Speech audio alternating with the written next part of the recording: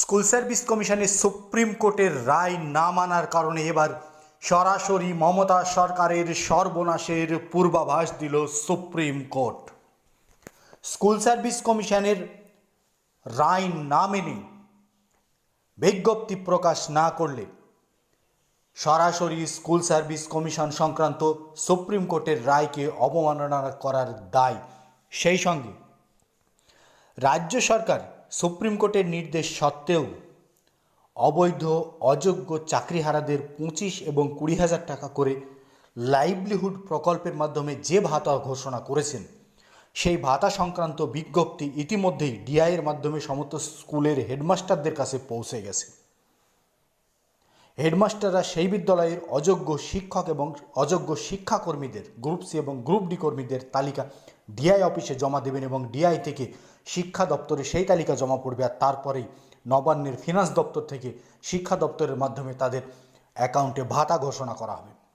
Livelihood প্রকল্পের মাধ্যমে রাজ্য সরকার ভাতা দিতে চায় যে সমস্ত পরিবার তাদের পরিবার নিত্যদিনের খরচা চালাতে গিয়ে হিমশিম খাচ্ছে তাদের, তাহলে জেনারেলি গোটা রাজ্যের সমস্ত বেকারদের জন্য এই ভাতা ঘোষণা না করে স্কুল সার্ভিস কমিশনের মাধ্যমে অযোগ্য যারা নিয়োগ হয়েছে তাদের ভাতা ঘোষণা করা হচ্ছে। আর যার ফলে সম্প্রতি কলকাতা হাইকোর্টে জাস্টিস অমৃতা সিনহার এজলাসে সেই মামলা হয়েছে, আর তারপরেও গত শুক্রবার আইনজীবী বিকাশ রঞ্জন ভট্টাচার্য এবং ফিরদৌস শামীম রীতিমতো সুপ্রিম কোর্টে এক্সট্রা পিটিশন দাখিল করে রেখেছেন।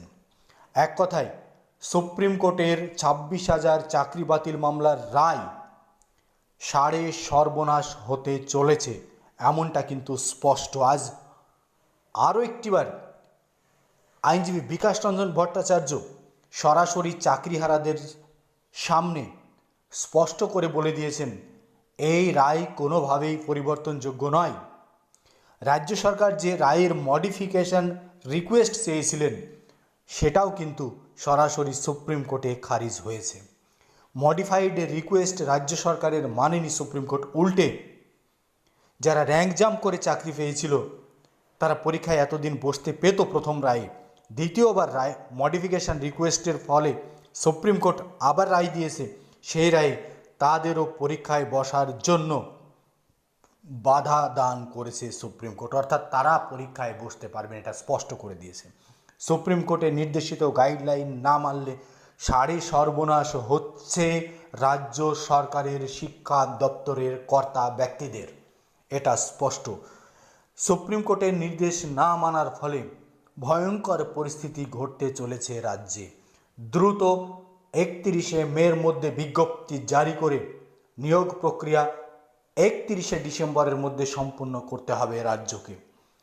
যদি এর অন্যথা হয় তাহলে ভয়ঙ্কর পরিস্থিতি তৈরি হবে রাজ্যের অর্থ এবং রাজ্যের শিক্ষা দপ্তরের কর্তা ব্যক্তিদের। সরাসরি সুপ্রিম কোর্ট কিন্তু গাইডলাইনে স্পষ্ট করে দিয়েছে এবারের মডিফাইড রিকোয়েস্টের সময়। রাজ্য মডিফাইড রিকোয়েস্টে দাবি করেছিল চাকরি আপাতত বহাল রাখা হোক এবং আমাদের কিছুটা সময় দেওয়া হোক, সকলকে বেতন দেওয়ার সুযোগ দেওয়া হোক। সেই মডিফাইড রিকোয়েস্ট সরাসরি সুপ্রিম কোর্ট ক্যান্সেল করে দিয়েছে। সাড়ে সর্বনাশের দোরগোড়ায় দাঁড়িয়ে আছে রাজ্য সরকার।